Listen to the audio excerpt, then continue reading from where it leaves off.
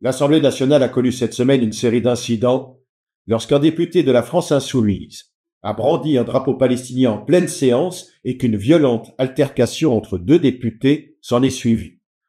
Provocation, non-respect des règles et injures, jusqu'au sein de nos institutions, jusqu'à confondre la rue et le poumon de notre République, le lieu de la représentation nationale, où siègent les élus du peuple français. Les passions liées à la guerre Hamas-Israël qui se manifestent à l'heure actuelle n'autorisent pas tout. Si notre pays est concerné par la brutalité des événements et le drame humanitaire qui se déroule à 3000 kilomètres de nos frontières, il ne peut être lui-même transformé en champ de bataille. C'est parce que nous avons la chance de vivre dans un état de droit et une société en paix que nous devons protéger à tout prix les règles qui régissent la vie publique. C'est parce que la France est une véritable démocratie, où chacun est libre de s'exprimer, d'argumenter et de contredire, que nous devons en défendre les principes. Car, au fond, que voulons-nous? Que l'exaltation des opinions et des croyances dicte à la représentation citoyenne des comportements outranciers et d'affrontements? Que l'hémicycle se transforme en forum idéologique et les couloirs du Palais Bourbon en ring?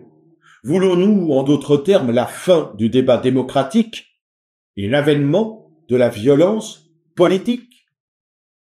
Il faut prendre la mesure de ce qui arrive aujourd'hui sous nos yeux.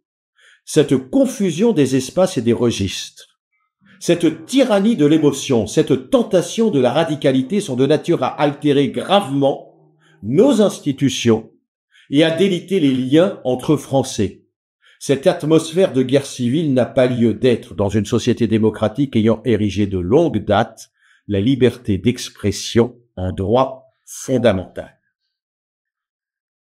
La responsabilité première des élus, qui doivent se rendre dignes de leurs fonctions, doit être rappelée.